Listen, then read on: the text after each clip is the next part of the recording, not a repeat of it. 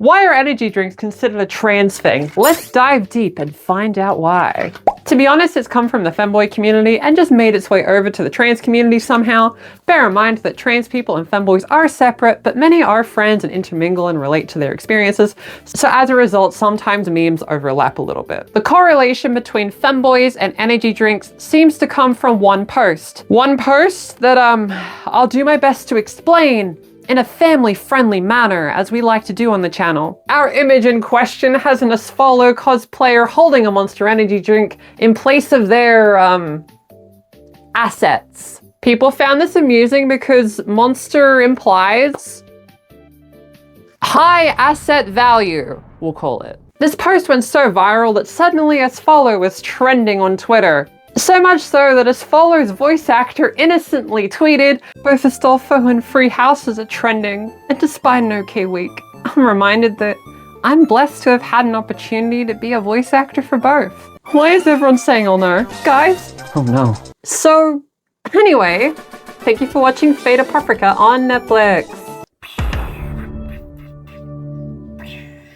Sorry for any pronunciation errors, I haven't seen the anime that requires 5 years of background reading. Self-censoring with random objects is not new nor unique to the femboy community. People have been drawing Subway sandwiches on top of assets for a long time now. But is this the true origin of the association between energy drinks and femboys and thus trans people in a few years?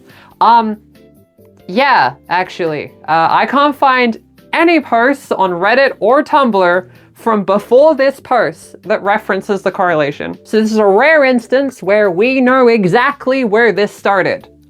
This random post.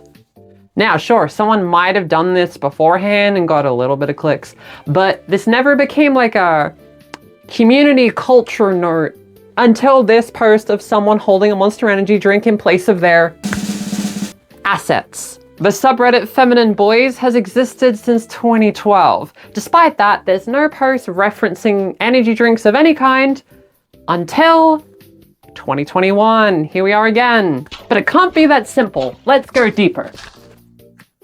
The subreddit Femboys has existed since 2010. Despite that, there's no post connecting it to Monster Energy drink until 2022. They're a little slow on it. In 2022, you see a large influx of posts similar to the kind of posts we see today about energy drinks and queerness, right?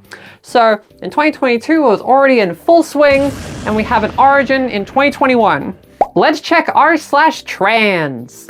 Yeah, we didn't have any until 2022. So we were also pretty slow on it. Shout out to r/feminine boys for being ahead of the curve. I found this post from 2021, but I don't think it's referencing energy drinks. I think it's referencing alcohol. But it came up in the search anyway, so I'll reference it just in case. All right, let's try Tumblr then. Well, in 2021, there's this post that's referencing that there's already a phenomenon of femboys being associated with Monster Energy drinks. This is in late 2021, so clearly it's in full swing by this point. Here we have the date of the original femboy post, and here we have that Tumblr comment. Somewhere in the middle, the culture has emerged, and it happened fast. Despite the Trans Girl Femboy Defensive Pact, in 2022, one trans woman dared to go to a femboy convention, undercover, hoping to find what is the weakness of a femboy. A commenter replied soon after, a shortage to energy drinks.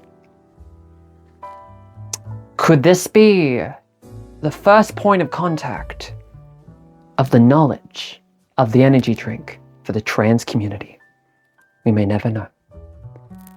But this user did great undercover research. And then we stole their thing. Femboys can't get anything these days. Understand that in 2020 onwards, online trans culture and femboy culture exploded, right? You know, it was during that era when we were absolutely terrified of trees and Pokemon Sword and Shield and decided we were so terrified, we're gonna stay inside for a while. During that time, we had time to reflect.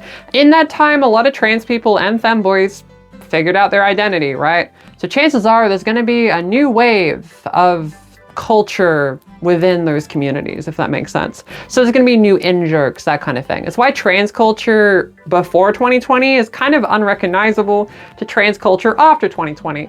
It's just due to a big influx of people in the group. It just makes sense, right? So evidently, around the time of this explosion and, the need for any, identity, right? To have in-jokes and that kind of thing. It makes sense why femboys would grab onto this one, as it's really funny.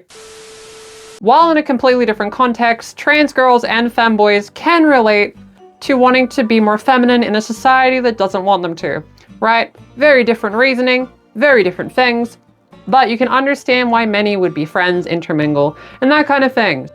And plenty of trans people started posing with the energy drinks in a similar manner. Gender's not that black and white about it. If we pull back the curtain a little bit, it's worth considering energy drinks are popular in general, especially with Gen Z, which includes my generation. I feel so special. A lot of the people discovering themselves in 2020 happen to be in the young adult demographic, and you know what that means? We're the primary customer base for energy drink enterprises. Energy drinks are very popular with young adults, and that just happens to be Gen Z right now. And concerningly, a lot of Gen Alpha. Hey kids, you really shouldn't be drinking this stuff. A lot of energy drinks marketing efforts are aimed at young adults, and annoyingly, they're really good at it. Companies like Red Bull or Monster sponsor every sporting event ever. It's really unavoidable if you like either extreme sports or stuff that's seen as vaguely edgy, right?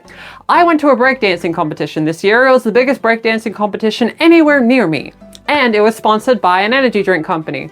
And when I was competing, if you stood in front of the Red Bull sign when the camera should be pointing at the Red Bull sign, they made sure to let you know to get out of the way so that the camera can see the Red Bull sign.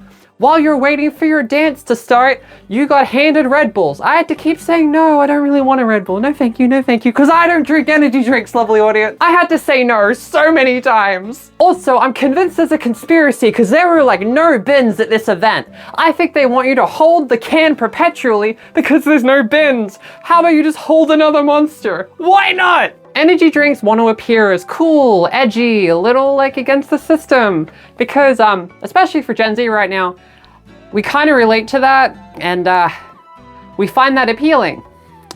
So as cynical as it is, they're good at advertising to us. You could just be watching a trailer for some funny little video games, and then suddenly Dwayne "The Rock" Johnson shows up and says, hey, buy my energy drink. Part of it too is if you associate energy drinks with sporting events or just fun activities, that kind of thing, you'll probably have a subconscious perception that energy drinks are healthier than they actually are. They're not healthy. You can enjoy any product you like, that's perfectly fine. Just know that I don't touch this stuff personally, and I don't encourage it, but no one likes being told not to do something, and probably contributes to that marketing. Though I feel like social media has tricked people younger and younger and younger to drink energy drinks thinking they need it, but they actually have a really big pool of energy, and if you use this stuff too much, you're just gonna have less energy because you build a resistance to the effect, so you need more and more. That's how it works, unfortunately. Caffeine specifically blocks the part of your brain that makes you feel tired. It doesn't actually give you energy. A lot of queer people happen to have ADHD. ADHD doesn't cause queerness, and queerness doesn't cause ADHD, but they're mutually very common amongst each other. Just keep that in mind. And for people with ADHD, energy drinks feel very helpful. Many people with ADHD have felt easier time focusing when using an energy drink, right? Now, the effectiveness of this reduces over time because you know how it works, but it still does a positive effect in a short term. And that's why a concerning amount of parents give it to their kids with ADHD, but that's neither here nor there. What matters is there is another link between queerness and energy drinks: ADHD. Now, there are other options to increase focus and reduce hyperactivity when ADHD, such as, prescribed medication, but A lot of people can't acquire those very easily. Energy drinks though. Every day I walked home from high school, there was a chip shop because I live in Australia and chip shops are everywhere. Anyway, I would go into the chip shop and always get chips on the way home. It became a routine. Maybe I shouldn't have done that. It probably wasn't very good for my body, but regardless, I did it. But next to the counter where you would, order your chips, there was obviously the fridge that would have all the drinks you could buy. Soft drinks, water, and energy drinks. As you might know, any age can buy these things. It's really easy to walk up to one of these fridges, grab the energy drink, even the most insane ones, take it to the front, and just buy it. Now, if we had over-the-counter medication, maybe this would be less of an issue. But for whatever reason, you can just get an energy drink anywhere without an ID check. I think we have the clues to solve this mystery. Gen Z is the primary marketed and consuming demographic of energy drinks. A fair amount of people with ADHD consume energy drinks. People with ADHD happen to identify with queer identities more often than people that are neurotypical, for example. So thus, there's a link between that and femboys and trans people. And in addition, there's a viral meme about energy drinks in association with femboy culture. And people like assigning themselves to stereotypes to feel more valid in their identity, such as people buying a blue height just to fit in, right? So energy drinks work in the same way. Pair that with a spike in people identifying under queer identities because we're all stuck inside because that tree was horrifying. You have the perfect recipe for a cultural shift to happen before you even notice it. To many, energy drinks have always been associated with queer culture, perhaps due to its feeling of rebellion. However, I hope this video showed that it's a fairly new phenomenon. If I may add one point before this video closes out, remember that the stuff we consume... It is about balance. It's basically about that to be always just healthy. I'm not sure that is healthy. Just remember to find your balance. And if you do really like energy drinks, having it in moderation, fair enough, right? Know the risks of what you consume and find your balance. Me personally, I don't touch energy drinks. I never will. I don't even touch soft drinks, okay? So just understand that I just drink water and milkshakes. Milkshakes aren't healthy, but I drink milkshakes, you know what I mean? So find your balance, but also don't consume something just to fit in with an in-group. You don't have to drink Monster Energy or Red Bull or whatever to fit in as a trans person, a femboy, or just queer identity in general. So if you like it, keep consuming it. If you do it for conformity, know that you don't have to.